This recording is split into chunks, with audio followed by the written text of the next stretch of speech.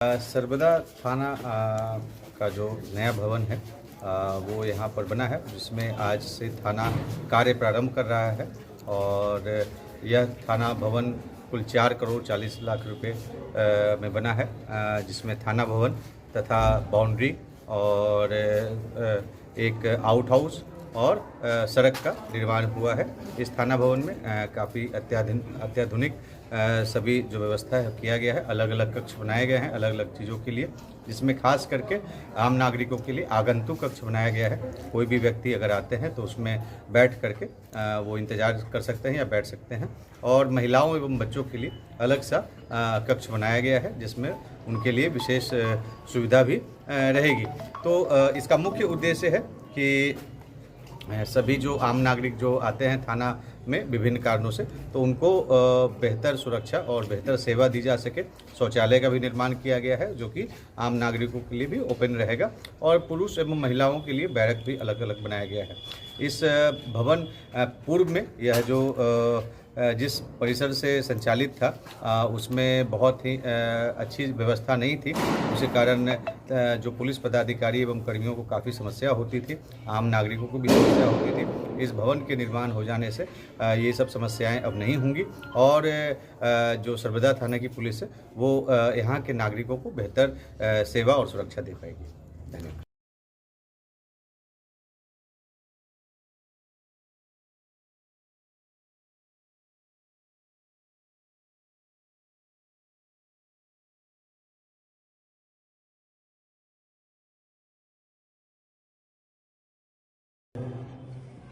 सर्वदा थाना के भवन के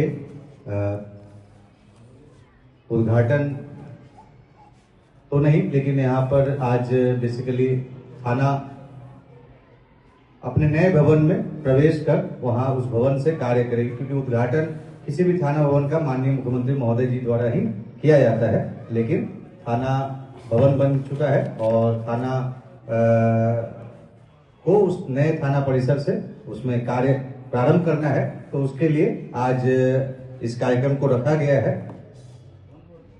उस कार्यक्रम में उपस्थित एडिशनल एसपी साहब, एसडीपीओ साहब, सभी पुलिस पदाधिकारीगण, पुलिसकर्मीगण, सभी सर्वदा थाना क्षेत्र के सभी सम्मानित नागरिकगण, सभी मीडिया बंधु। आज हम लोग इस बार देख रहे हैं कि पिछले वर्ष तक या इस वर्ष भी सर्वदा थाना की क्या स्थिति थी।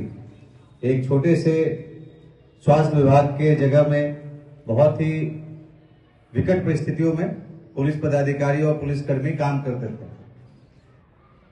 ऐसी समस्या थी कि जब 112 डायल 112 प्रारंभ किया गया तो उसमें सामान्यतः हम लोग महिला सिपाही उसमें देते हैं, शिफ्ट वाइज देते हैं, लेकिन यहाँ पे रहने की समस्या थी, तो कोई भी महिला सिपाही को रखने में समस्या आ रही थी।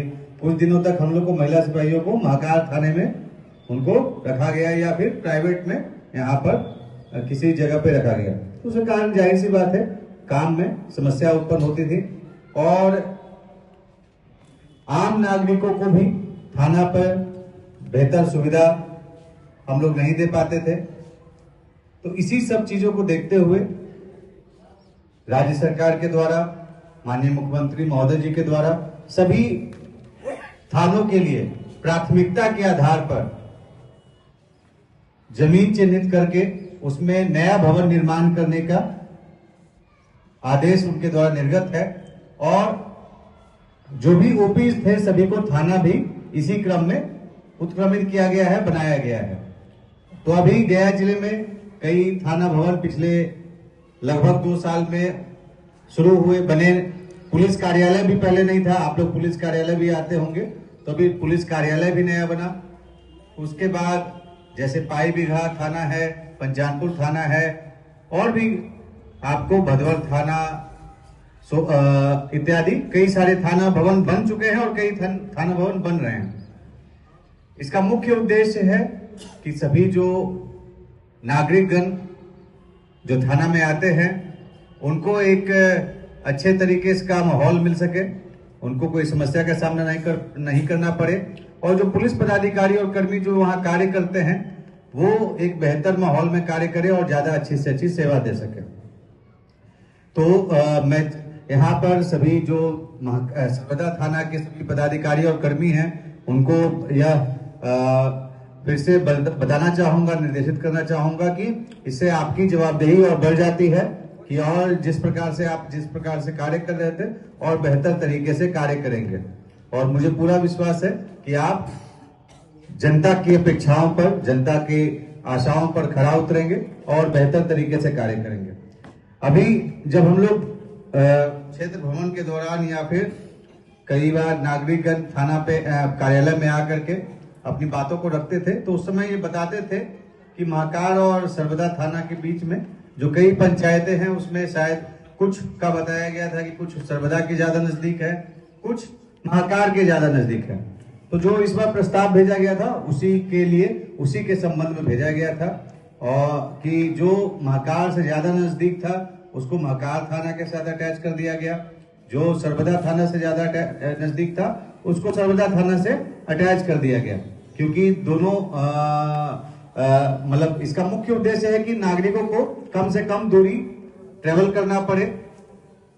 अभी जो एक नागरिक अपनी बात रख रहे थे, पूर्व मुखिया जी है, हाँ, बेटा पंचायत को लेकर के, तो मैंने ये मिले भी थे, तो मैंने एसडीपीओ साहब को बोला था कि एक बार इसको आप ऑब्जेक्टिवली फिर से जांच कर लीजिए, तो हम लोग उसको निर्णय लेंगे कि क्या करना है। तो जो मुझे बताया गया है, ग्राम पंचायत बेटा में 10 गांव है, उसमें